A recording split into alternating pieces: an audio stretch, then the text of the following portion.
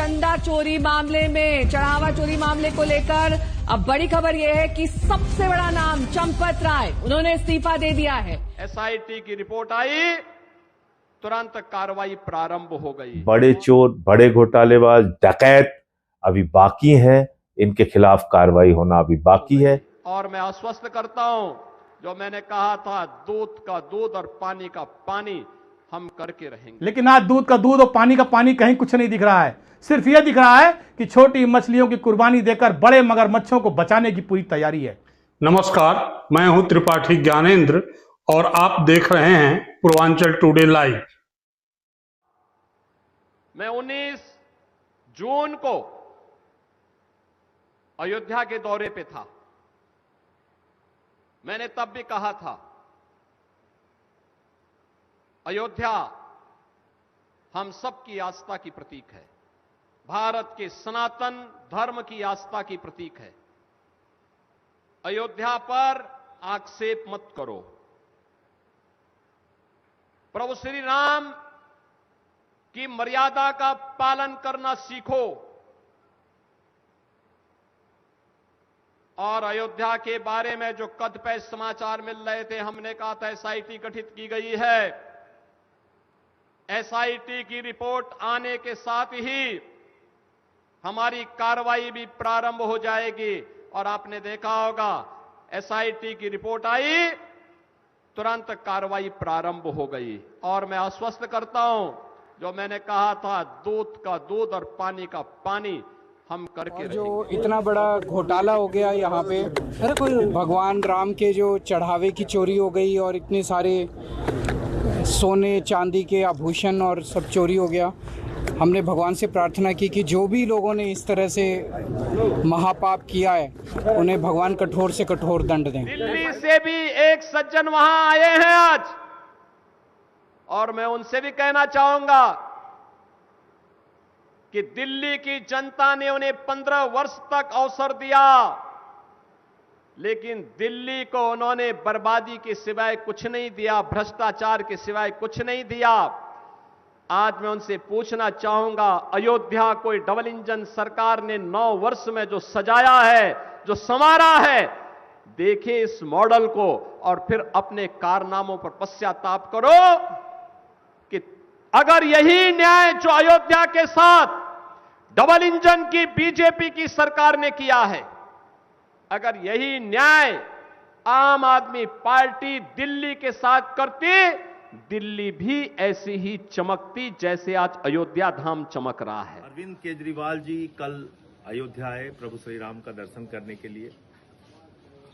जब वो आए तो उसके बाद आनन फानन में एफआईआर लिखी गई, कुछ छोटी मछलियों के खिलाफ, कुछ मामूली चोरी में पकड़े गए लोगों के खिलाफ। लेकिन जो डकैत हैं वो अभी भी बचे हुए हैं, जो माफिया हैं वो अभी भी बचे हुए हैं, जिनको मोदी जी ने यहां पर बिठाया है वो अभी भी बचे हुए हैं।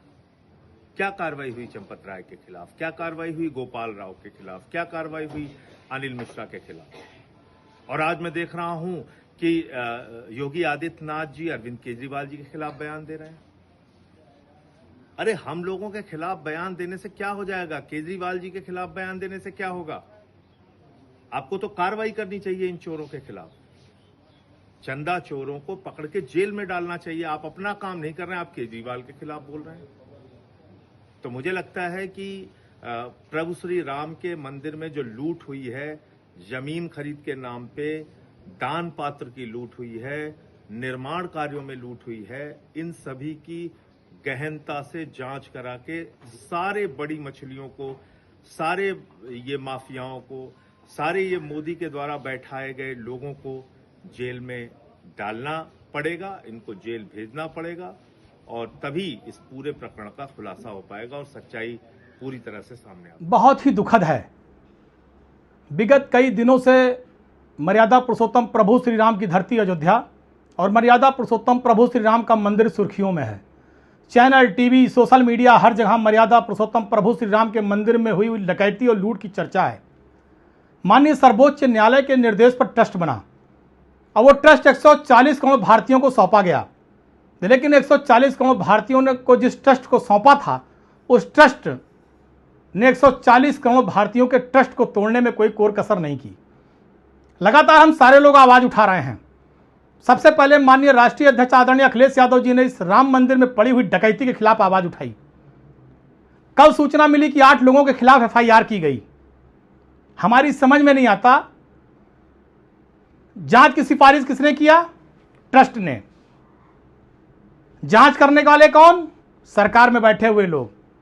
ट्रस्ट की रिपोर्ट किसको एसआईटी की रिपोर्ट किसको सौंपी गई? ट्रस्टी को। कल एफआईआर किसने कराया? ट्रस्ट ने।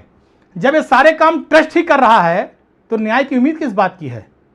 जिन पर आरोप लगा है डकैती का, जिन पर यह आरोप लगा है कि जिनके संरक्षण में डकैती हुई है, जिनके संरक्षण में चढ़ावा लूटा गया है, जिनके संरक्षण में गहने आभूषण गायब हुए हैं, उनका तो कहीं नाम ही नहीं है। छोटी मछलियों को फंसा दिया गया, छोटे कर्मचारियों को फंसा दिया गया। वैसे वो भी गुनाहगार हैं, कार्रवाई उन पर भी होनी चाहिए, लेकिन जिनके संरक्षण में हुई। महिपाल सिंह ने किसका नाम लिया था? महिपाल सिंह संघ से जुड़े हुए थे, पुराने आदमी हैं, उन्होंने किसका नाम लिया? चंपत राय, अनिल मिश्रा, गोपाल राव, कहीं कुछ नहीं। इंजीनियर दीनानाथ वर्मा ने किसका नाम लिया? 40% कमीशन कौन लेता था? कहीं कोई कार्रवाई नहीं। क्या आप छोटी मछलियों को फंसाकर जेल भेजकर स्त्री करना चाहते हैं इस लूट कांड का, डकैती कांड का? आज 140 करोड़ भारतीय घर घर में इस डकैती और लूट की चर्चा हो रही है। सरकार आपकी, केंद्र में सरकार आपकी, संरक्षण आपका। अगर आप इसको दबा भी देंगे तो आप जान लीजिएगा ये डकैती, ये लूट जन जन की आवाज बन चुकी है। और अगर ये कांड खुला है तो मर्यादा पुरुषोत्तम प्रभु श्री राम ने इस डकैती को खुद खोला है। अगर सरकार न्याय नहीं करेगी, माननीय मुख्यमंत्री जी आए थे, बोल के गए थे दूध का दूध पानी का पानी कर देंगे, लेकिन आज दूध का दूध और पानी का पानी कहीं कुछ नहीं दिख रहा है। सिर्फ यह दिख रहा है कि छोटी मछलियों की कुर्बानी देकर बड़े मगरमच्छों को बचाने की पूरी तैयारी है। हम तो मांग करेंगे, हमने पहले दिन भी कहा था कि माननीय सर्वोच्च न्यायालय को संज्ञान में लेना चाहिए, क्योंकि यह ट्रस्ट माननीय सर्वोच्च न्यायालय के आदेश पर बना था और माननीय सर्वोच्च न्यायालय संज्ञान ले, अपनी कड़ी निगरानी में इसकी जांच कराए। और जब तक जांच पूरी ना हो जाए, इन डकैत ट्रस्टियों के राम मंदिर में प्रवेश पर रोक लगा देनी चाहिए। जब तक सारे निर्णय सर्वोच्च न्यायालय के द्वारा न दे दिए जाएं, तब तक ये ट्रस्टी न मंदिर में जाएं और इनके प्रवेश पर रोक होनी चाहिए।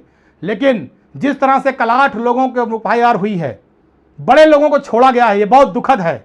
मैं तो आज यही मांग करूंगा कि माननीय सर्वोच्च न्यायालय स्वतः संज्ञान ले, क्योंकि 140 करोड़ भारतीयों के साथ साथ विदेशों में, पूरी दुनिया में रहने वाले जो प्रभु श्री राम में आस्था रखते हैं, उन सब की आस्था का सवाल है, विश्वास का सवाल है, सर्वोच्च न्यायालय की विश्वसनीयता का सवाल है, क्योंकि उनके विश्वास पर ट्रस्ट बना था। इसलिए आस्था के साथ खिलवाड़ ना हो, आस्था मरने न पाए, आस्था का विश्वास टूटने न पाए, इसलिए माननीय सर्वोच्च न्यायालय को संज्ञान लेना चाहिए।